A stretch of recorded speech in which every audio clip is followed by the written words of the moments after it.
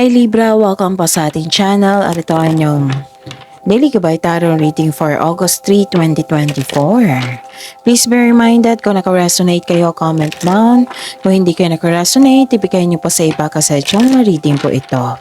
This is for you, Libra, ngayong August 3, 2024.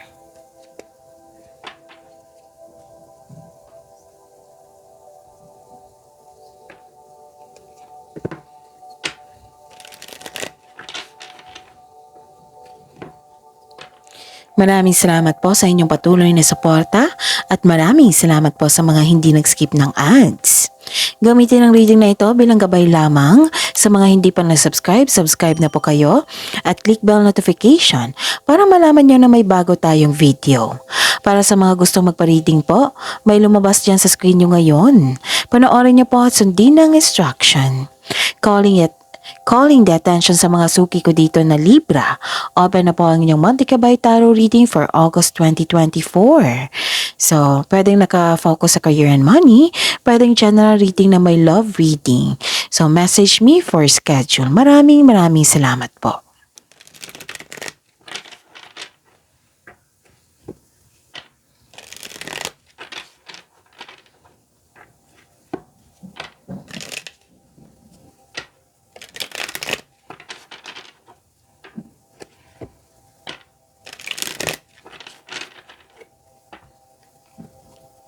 This is for you, Libra, August 3, 2024.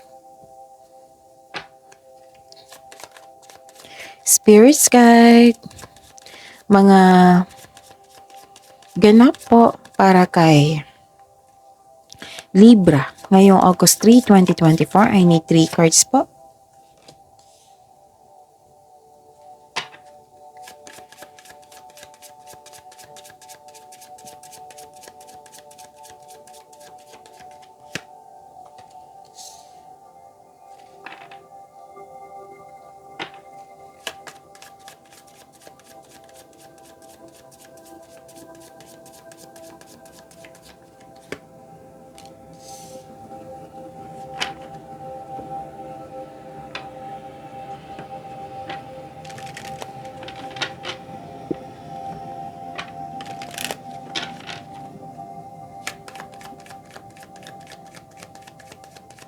Spirits guide, mga mensahe po para kay Libra ngayong August 3, 2024. I need 2 cards po.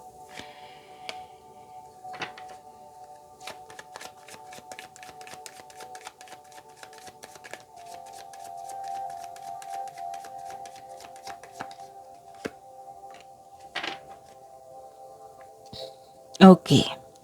Libra, ngayong August 3, 2024. May nakita ko ditong dumating na-receive na opportunities na kailangan nyo bigyan ng malaking desisyon. Pwedeng travel din ito ha, paglilipat. Balanse. Pagbalanse ang kailangan gawin. Tapos, remember ha, kung gagawa kayo ng malaking desisyon, kailangan ng konkretong plano para tuloy-tuloy yung kilos mo. Okay?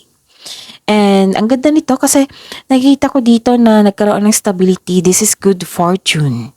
Nakikita ko dito yung suporta ng mga tao sa inyo. Support sa iyong plano sa buhay.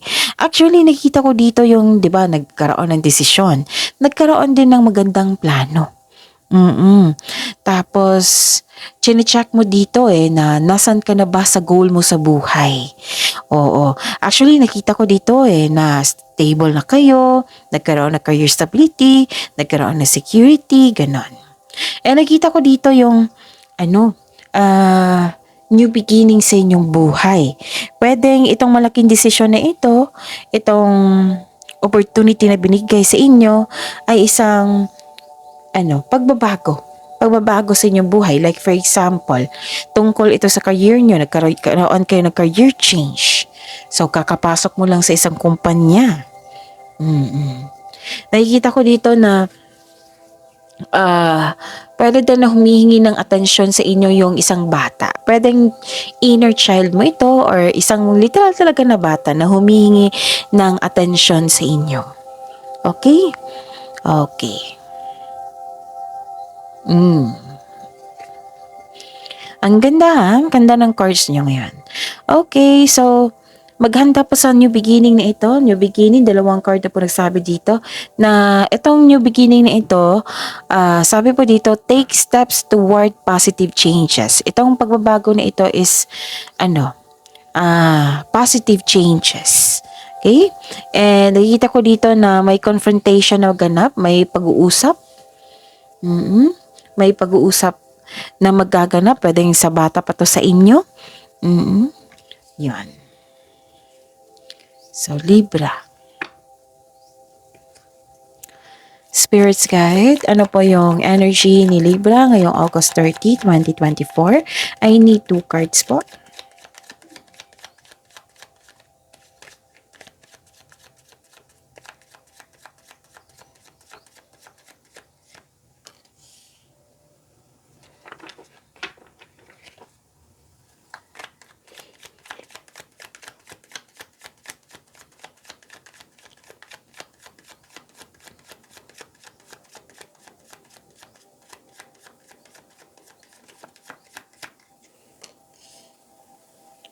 This is a daily reminder. Panoorin niyo po yung last 4 days Gabay Tarot reading niyo po para hindi kayo maguluhan.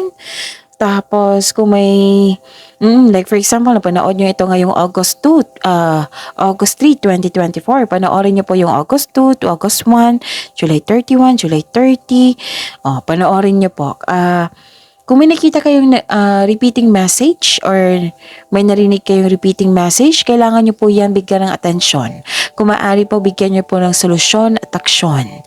Again, calling the attention sa mga suki ko dito na Libra, open na po ang inyong monthly Gabay Tarot reading for August 2024. Pwedeng nakafocus sa career and money, pwedeng general po na may kasamang love reading. So, message me for schedule. And yun, huwag niyong kalimutan ha, panoorin niyo po yung August 2024 monthly Gabay Tarot reading nyo. Uploaded po last month. At may kaka-upload lang po ng August 1 to 15, 2024 na gabay po. So, panoorin niyo po. Libra. Maraming salamat po. Inom muna ako ng tubig ha, saglit lang po.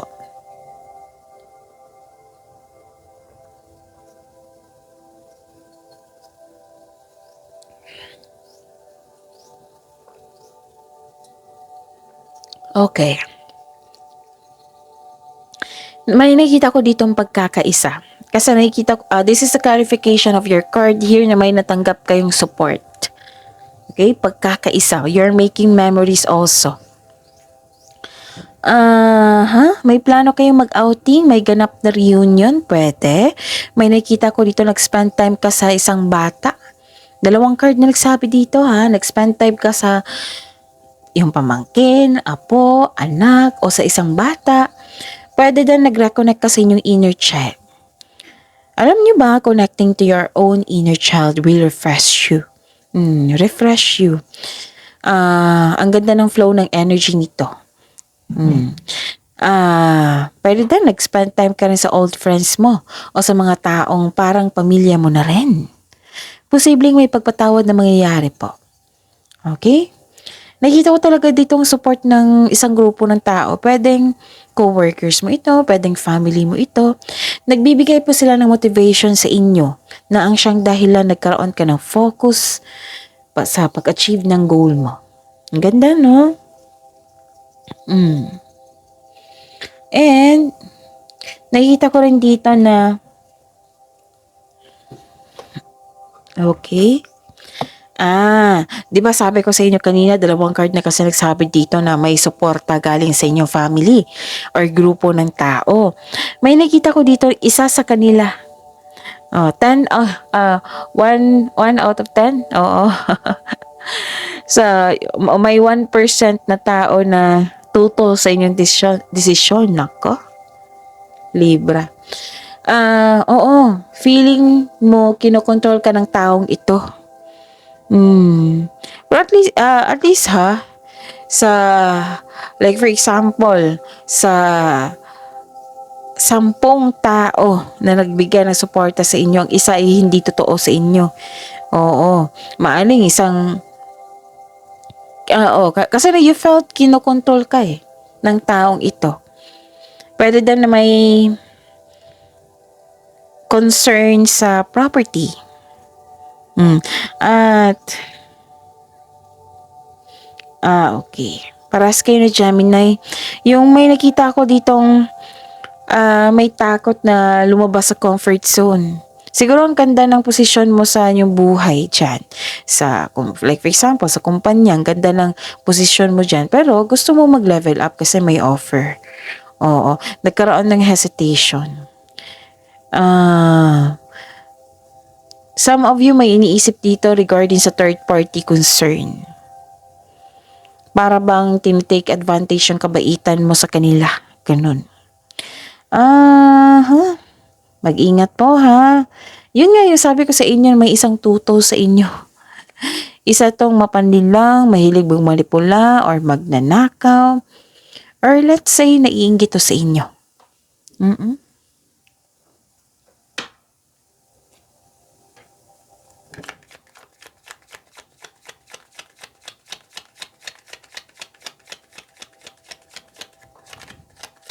Spirit Sky. Career and money po ni Libra ngayong August 3, 2024. Pero alam nyo ba, itong taong naiinggit sa inyo, nagsiselos, tuto sa inyo, magkakaroon ng confrontation nito. Kakausapin mo tong taong ito.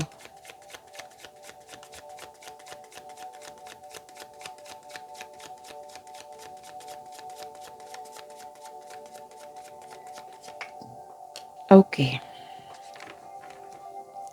So, this is your career and money, ha? May nakita ko ditong,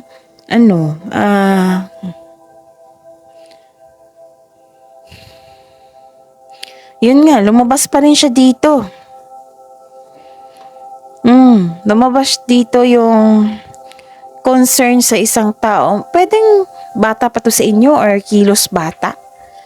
Oo. Makaka-encounter ka ng immature na tao na ayaw makinig, ayaw binabalaan, matikas ang ulo. Pwede din nagkaroon ng frustration kasi walang progress yung proyekto mo or goal mo sa buhay, karera. Gusto mong mag-shortcut para matapos na ito. So, sabi po ng card dito, if you want to see the results, build concrete plan without rushing. Oo. Magdidesisyon kayo dito, ha? Oo, nagpaplano, nagdesisyon kayo dito rin. So, wag niyong i-rush. Okay? Paalala lang po. So, dalawang card na po nagsabi dito na may immature na tao na ayaw makinig sa inyo. I believe talaga na mag-uusap kayo ng taong ito. Okay, ano pa? Nakikita ko rin dito na ay, nako. May deception talaga. Mag-ingat talaga kayo ha. 3 card na po nagsabi dito. Deception, panilinlang.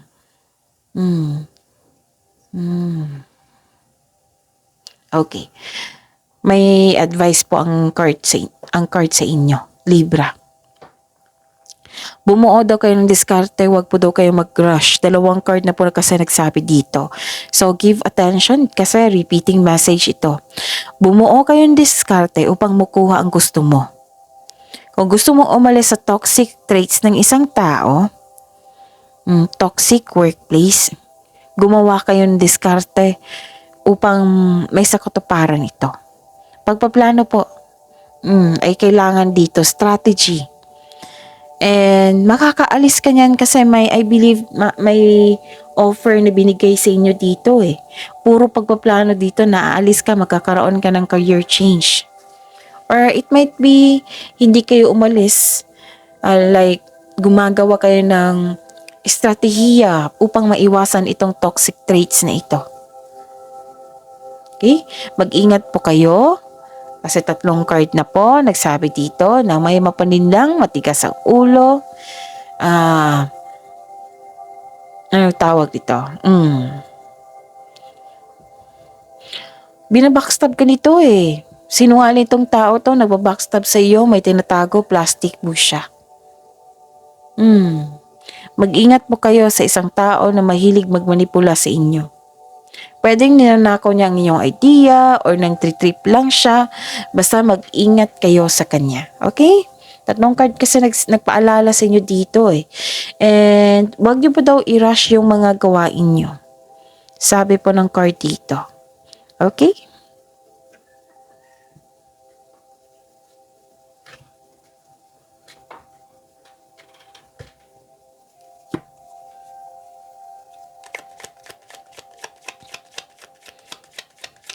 Spirits guide. Love, life, self-love, partnership, and romance. Libra ngayong August 3, 2024.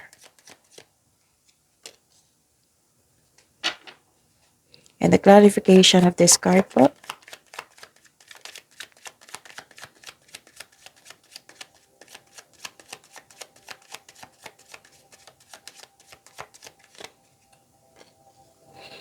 Okay. By the way, maraming salamat po sa patuloy na tiwala at sa mga nagbigay ng suporta sa ating channel. Maraming salamat din po sa mga hindi nag-skip ng ads. May lumabas dyan sa screen nyo ngayon. Panoorin nyo po. Kung gusto nyo po iyan, then follow instruction. Okay? May pagkakaisa. Nagkasundo. Pagkakaisa. Offering love. Nag-uusap. Yung dalawang tao. Nakita ko dito yung union, partnership.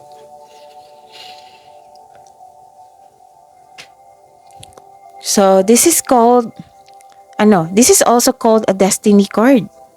So, isang malaking good news ito sa mga single dyan. Maghanda dahil parating na ang nakatadhana sa iyo. Para sa mga may relasyon sa buhay mag-asawa, masaya kayo ngayon, mahal na mahal nyo ang isa't isa, at very supportive kayo sa mga ginagawa o plano nyo sa buhay. Nag-uusap kayo dito eh. Maaring nagde-date kayo ngayon. Yun na, sa mga single dito may namuong relasyon po. Pwedeng kakapasok nyo lang sa bagong relasyon. Pwede din namuong feelings. Nagkaroon ng shared feelings, mutual attraction. Ang ganda. Isang malaking good news to sa mga single dyan. Maghanda dahil parating na nakatadhana sa inyo or dumating na. Ano pa?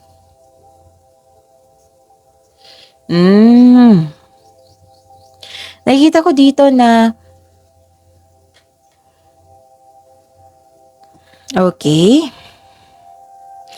Pwedeng concern mo ito sa career and money nyo. Kasi nakita ko dito na ka talaga sa taong ito na hindi nagbigay ng halaga, sa kapwa, bully, holding grudges, kaya mag-ingat kayo sa taong ito. Okay? Walang problema sa inyo Problema ito sa isang tao na naapektuhan kayo. So, ano yung gagawin? Move forward.